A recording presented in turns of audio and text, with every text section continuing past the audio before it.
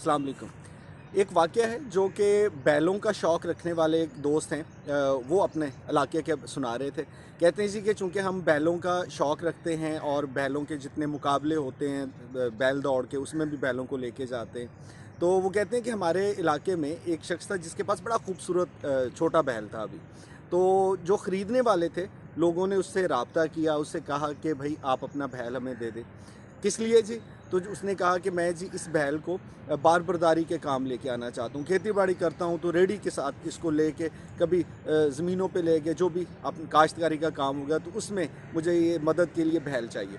तो उस शख़्स ने कहा नहीं जी कि मैं इतना खूबसूरत जानवर जो है वो उसको इस काम पे तो नहीं लगाऊँगा कि ये आपके चारा लाने के ले जाने के काम है, इसको रेडी पे मैंने बिल्कुल नहीं भेजना। तो जनाब ये बैल जो है ये इतना खूबसूरत है, ये तो किसी और काम ही आएगा। ख़ैर वो कहते हैं उनका सौदा नहीं हो सका।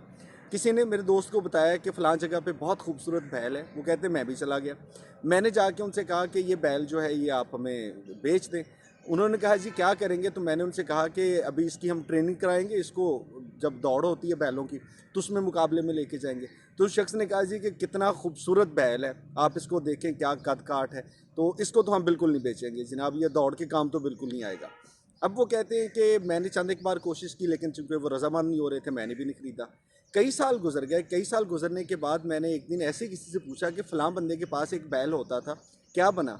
तो उस बंदे ने कहा कि यार उसका जानवर बड़ा खूबसूरत था, लेकिन मार्केट में बिक नहीं सका। वजह पूछी कि क्यों नहीं बिक सका? तो उन्होंने कहा जी कि बात ये है कि जब भी उस जानवर को कोई खरीदने के लिए आता था, तो अगर तो वो उसको खेती-बाड़ी के लिए लेके जाना चाहता था, तो मालिक कहता था कि इतना खूबसूरत बैल है, भाई इस काम पे तो नहीं मैं लगाऊँगा। और अगर कोई उसको बैल दौड़ के लिए लेके जाना चाहता था, तो मालिक कहता था कि इतना खूबसूरत जानवर है, इतनी मुशक्क़त वाले काम में तो मैं इसको नहीं भेजूँगा, मैंने इसको नहीं बेचना। वो करते-करते क्या हुआ कि उसका बैल जो था, वो उसके पास ही रहा और किसी के भी काम ना आ सका। अब ये जो वाक़या है, ये हमारी इंसानी ज़िंदगी से इतना जुड़ा हुआ है कि हमारे इर्द-गिर्द बहुत से ऐसे लोग होते हैं कि जिन्होंने औलाद को बड़े नाज़ों से पाला होता है। और अक्सर माँ-बाप जो हैं वो अपने बच्चों को जिसको कहते हैं ना टफ़ टाइम देना, आप उनसे कहें जी कि आपका बेटा ये काम, ना जी हमारा बेटा ये काम करेगा, हम तो मज़दूरी वाला काम नहीं देंगे। आपके बेटे को फ़लाँ जगह पे नौकरी मिल जाए, नहीं जी वो बहुत मेहनत वाला काम है, हमारा बच्चा नहीं ये काम कर सकता।